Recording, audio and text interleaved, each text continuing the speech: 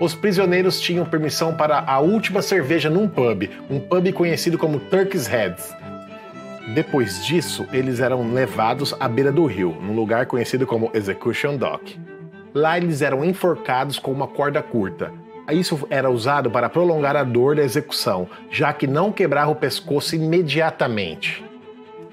Depois os corpos ficavam lá pendurados na forca até que 3 marés os lavassem.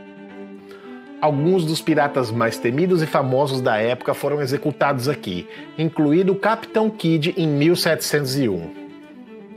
Tem um pub aqui no local. Esse pub diz que é o pub mais antigo beira-rio de Londres. E ele mantém a tradição. No local onde era o enforcamento, eles ainda mantêm uma corda até hoje.